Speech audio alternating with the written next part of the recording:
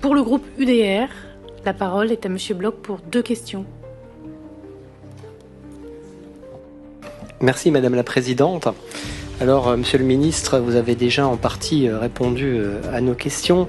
Néanmoins, je voudrais revenir déjà sur la question des reconduites aux frontières, notamment avec l'Algérie. Vous avez dit tout à l'heure qu'on avait des accords toujours plus puissants avec le Maroc qui coopèrent d'une façon efficace. Malheureusement, ce n'est pas le cas de son voisin algérien. Vous avez essuyé quelques revers dernièrement sur ces sujets avec un refus de l'Algérie de reprendre ses ressortissants dans le cadre d'OQTF. Et on se demande jusqu'à quand va durer cette impuissance vis-à-vis de l'Algérie. Les leviers, je pense qu'on les a. Les visas, la coopération au développement, l'accès aux soins médicaux peuvent être des leviers qu'il faut actionner. Qu'en est-il ? Quand est-ce qu'on va arrêter de se faire humilier en permanence par l'État algérien sur ces questions, sachant qu'il y a beaucoup d'OQTF quand même qui proviennent de ce pays. Donc ça, c'était pour la première question. La deuxième question, Monsieur le Ministre, concerne les CRA. Nos centres de rétention administrative sont aujourd'hui saturés, sous-dotés, vous l'avez dit, à peine fonctionnels, à peine 2000 places sur tout le territoire. À ce stade, la loi n'est plus qu'un rite vidé de sa substance, malheureusement. Or, sans capacité de rétention suffisante, il n'y a pas d'exécution possible. Sans exécution, il n'y a pas d'autorité. Sans autorité, c'est la République elle-même qui vacille. Une République qui parle fort mais agit peu devient un État sans crédibilité. Mais au-delà des places en CRA qu'il faut construire, une réflexion plus large doit s'ouvrir sur la création de zones temporaires de rétention situées à nos frontières extérieures ou hors du territoire national en coopération avec nos partenaires européens. Des zones tampons sécurisées, administrativement coordonnées, où les personnes frappées d'une obligation de quitter le territoire pourraient être maintenues dans l'attente de leur réadmission effective par leur pays d'origine. Ça suppose une vision diplomatique, logistique, opérationnelle. Cela suppose aussi de cesser de subir. Monsieur le ministre, entendez-vous enfin lancer un plan d'augmentation massive des capacités de rétention sur le sol national et envisagez-vous d'engager la France dans une initiative européenne visant à créer de telles zones de rétention extraterritoriales, temporaires mais efficaces à l'échelle continentale? Merci Monsieur le ministre. Je vous remercie, Monsieur le ministre. Alors, bien sûr que je ne cache pas les difficultés diplomatiques avec l'Algérie. Elles ont culminé notamment avec la reconnaissance de la souveraineté du Maroc sur le Sahara occidental.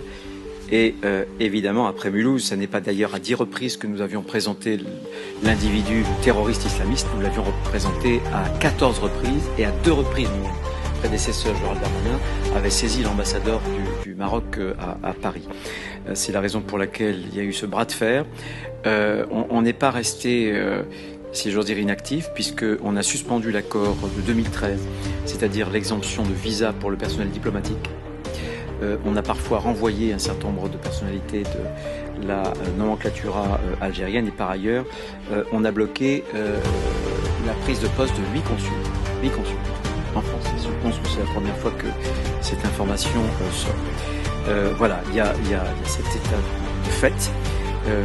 J'ajoute que dans quelques semaines, dans une quinzaine de jours, on saura le sort qui est réservé à Boualem Sansal. Voilà. Donc ce sera une étape importante et vous comprendrez que je n'en dirai pas plus aujourd'hui. Attendons cette échéance qui est une échéance humanitaire qui est pour tous, je pense, importante.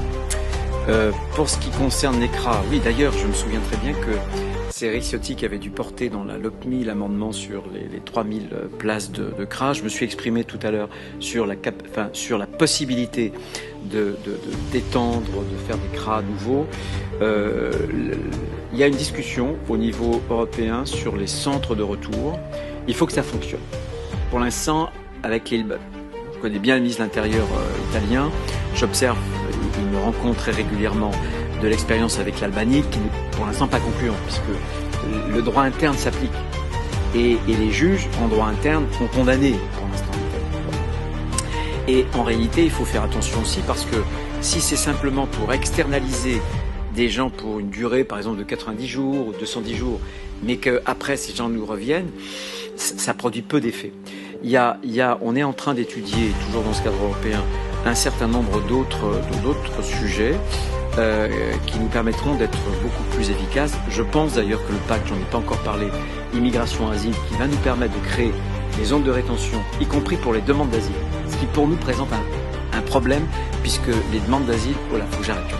Les demandes d'asile il y a le préambule de la Constitution de 46, avec les fameux combattants de la liberté qu'avait voulu inscrire le général de Gaulle, et on a une vraie butée. Ceci dit, c'est des points qu'on examine très sérieusement dans le cadre européen. Merci, Monsieur le Ministre.